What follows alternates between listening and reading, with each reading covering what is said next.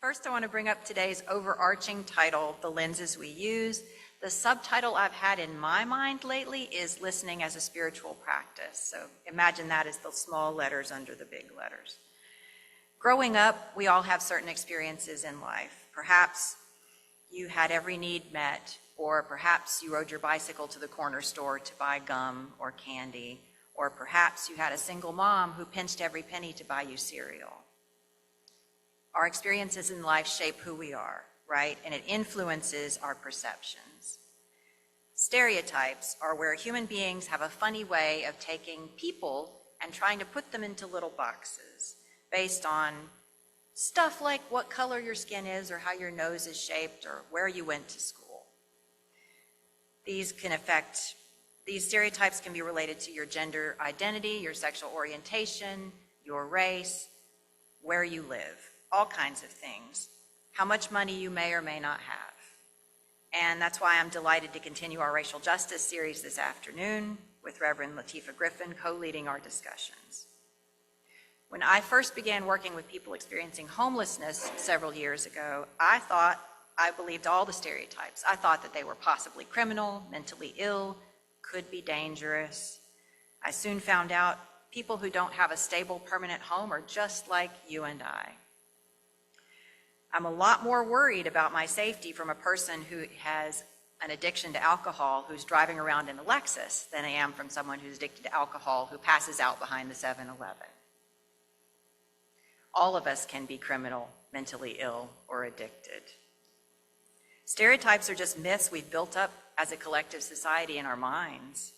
Reality is a whole lot more complex and nuanced. And it is in giving a whole real person in front of us a chance, in listening to them, that we can truly build relationships. Becoming aware of our biases is the first step. And to explain the next, I'm going to share a story.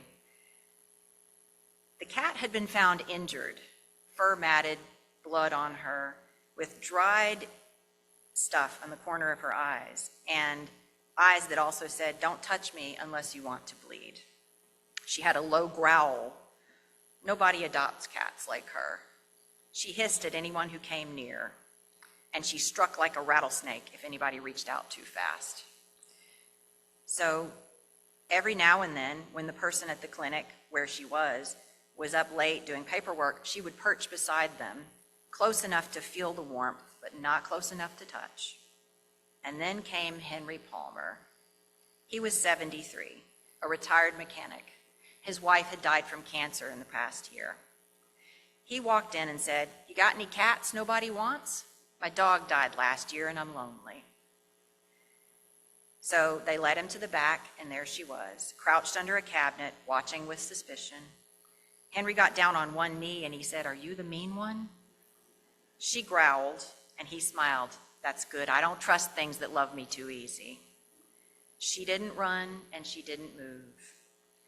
"I tried to explain the risks," the tech said. "Her temperament, she might not ever trust you. She might always be this way." And he cut them off.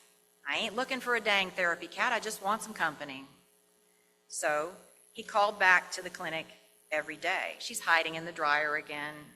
She swatted my toast off the table. I didn't do nothing." By week 3, she had a name, Jolene.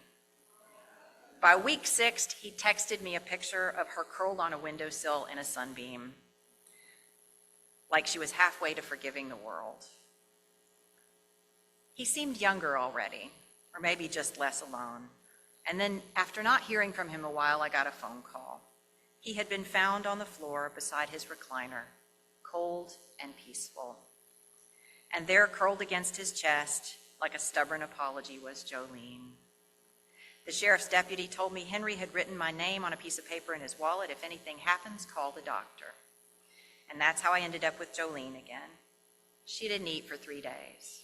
She just hid. She wouldn't be around anybody. And she lived another year. And folks might think it's silly grieving over a cat that clawed more than she cuddled. But grief isn't about who's easy. It's about who matters. And Jolene mattered, because she reminded me and Henry that even those we think are unlovable are worthy of love, especially those people.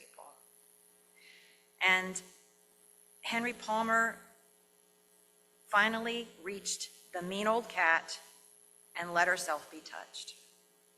Sometimes what we need isn't affection, it's presence. It's a chance to sit beside another scarred soul and say, I see you, you're safe here. The first step in listening well is becoming aware of our biases.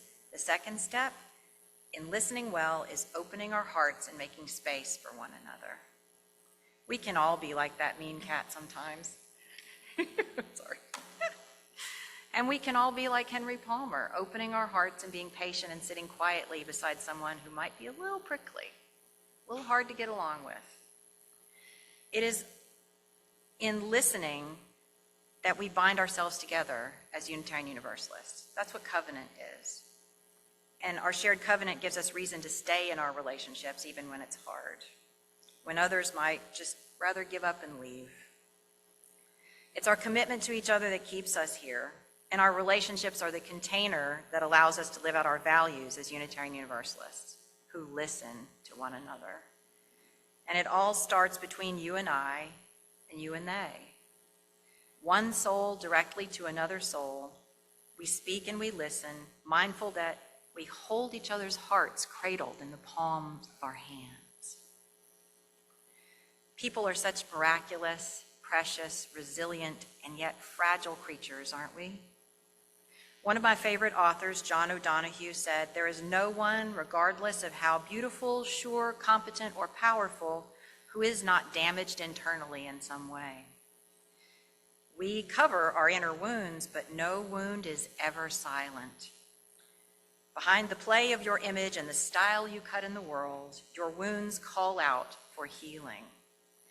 They cut to the core of your identity and cannot be healed by the world or medicine, nor by the externals of religion or psychotherapy.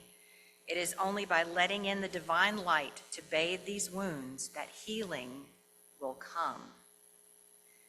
We are all wounded, and you know how we heal. Science has proven that we all have neuroplasticity, meaning we can literally rewire our brains. The synapses get overwritten with the positive things that happen to us in relationship. And neuroplasticity applies no matter how old we are. It never ends. We can change our brains and our entire beings simply by being kind and open, responsive, and listening well to each other. It is the divine light of community that heals us every time we take a risk of opening our hearts, even if somebody's a little mean. Every time someone among us is sharing theirs and we are listening, we are healing each other. Every time someone says, hey, that kind of hurt my feelings, can we speak privately? Or, excuse me, can we talk about this? I have something I want to talk to you about. Every time we hear someone else's pain or concern, we're building up our relationships with them. Paige, you said when we make space to actively listen to one another and honor each other's feelings and experiences, we find the divine presence among us at work. You said that. That is exactly right. We as Unitarian Universalists might have many and varied ideas about God, heaven, the soul, afterlife, all kinds of things, but what ties us together is believing in the creation of the beloved community in the here and now, not in any longed after hereafter. It is in hearing each other's stories that we gain greater understanding of themselves and ourselves. We create the beloved community every time we listen to another person's story. This is listening as a spiritual practice, my beloveds. I often remember the words of the Greek philosopher Epictetus when he said, nature gave us one mouth and two ears so that we can listen twice as much as we speak. Collectively, we hold a vision of what a beloved community could be, where all people's needs are met, where we listen deeply to one another, where all injustices are vigorously fought and corrected. That's what peace helps us do. Our Unitarian Universalist faith calls us to equity and justice for all people and to see everyone's inherent worth and dignity, every single one. Yesterday, Amanda and I went to the gates in front of that detention center in the Everglades. We were going to a mass in honor of Father Frank's 60th anniversary as a priest. As we drove down, Amanda said to me, "Our whole job is to make the people we love feel safe, protected, seen, and loved." She was speaking to me about a family member, but I think that was really profound, and it applies universally. As Alice Walker has stated, we are the ones we have been waiting for. I love each and every one of you. It is a joy to be on this journey alongside you. This week, it is my hope that you have an experience of being listened to deeply and held kindly, and that you may give that same gift to others. Amen, Ashe, and blessed be.